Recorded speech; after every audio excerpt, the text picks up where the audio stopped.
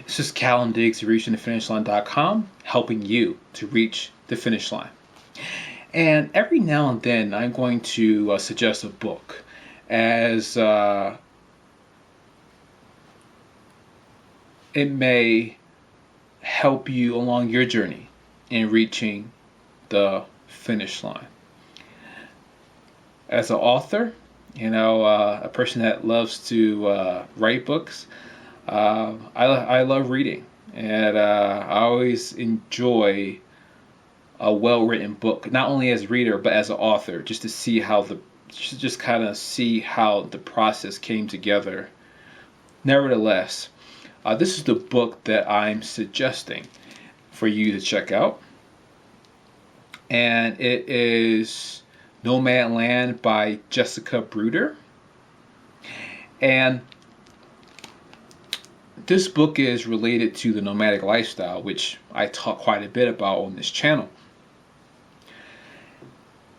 And I found this to be a very interesting read because as I talk kind of the overview of, for example, in the book, it talks, mostly a lot of these people are living out of vans or travel trailers or fifth wheels, those type of things.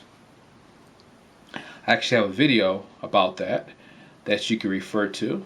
Gives you kind of a better broad overview that perhaps the book doesn't cover. But the book, as far as the lifestyle, it really goes all in. It talks about work camping, which is essentially is when a person does, a seasonal job, but they their combinations is their van or their travel trailer or their RV.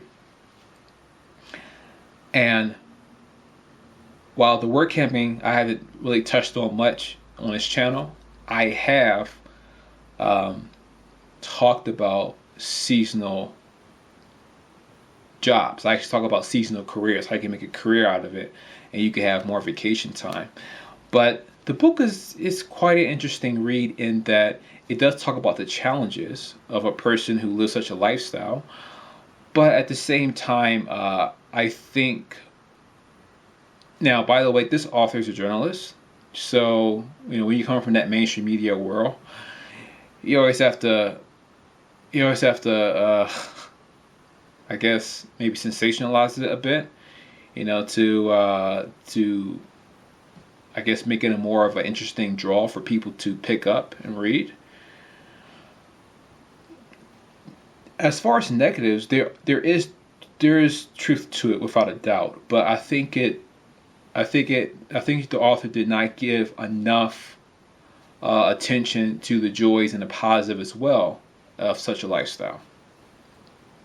However, it does shine some light on like employers that perhaps you would never want to consider if you decided to do work camping. If you was going across the country looking for maybe a few months of work, and I think she did a good job as far as talking about the work conditions and the expectations of those specific work environments, like Amazon Camper Force, which really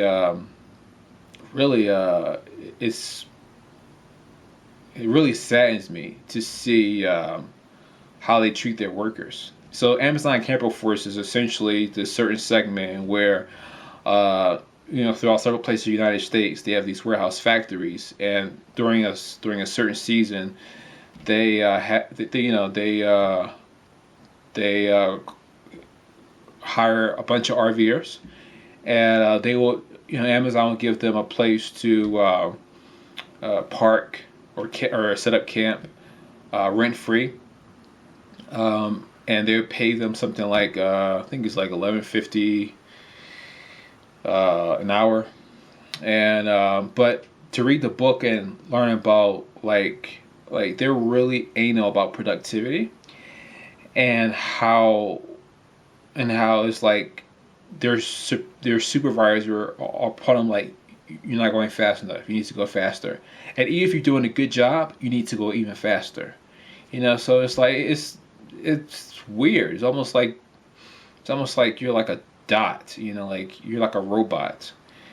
And like as far as like there ain't no about bathroom breaks, it's like literally you have to hurry as far as to get to the bathroom and and get back out on the floor.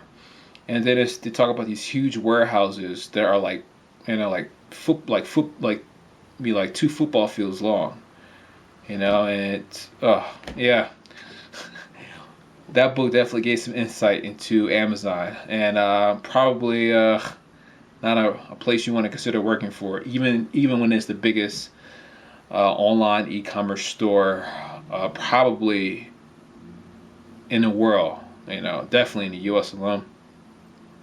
I also talk about the sugar beet harvest, which for when it sounds the conditions, basically you're doing 12-hour days, and I believe the hourly rate was less than Amazon's.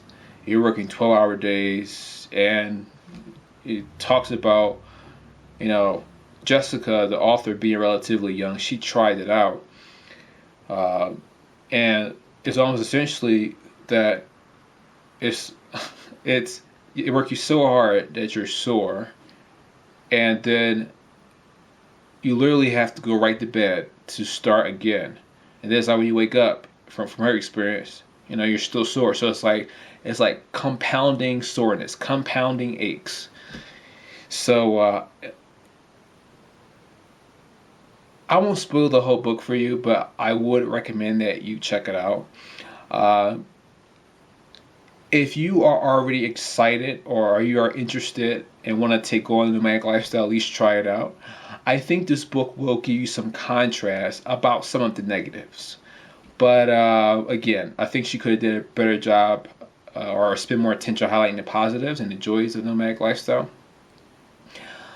But I'll definitely recommend reading it for that. Being that you already know the positives, because many of these videos that I have on this channel talks about that, and the challenges that many of these people face in the book, I think will be kind of some contrast, as well as learning about these different places that people work. Amazon Camper Force and the Sugar Beet Harvest. Those are just 2 examples, but there were other jobs that were covered in the book. So, and as far as boondocking, BLM camping, again, the book is a great read to kind of get an idea what the nomadic lifestyle is like.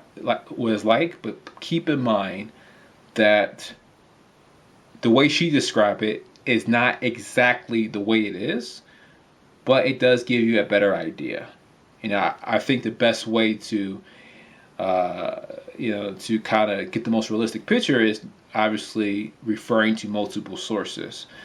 So the experiences of the people in that book, that's just their experience. Just like the experiences that I'm giving to you through these videos are my experience.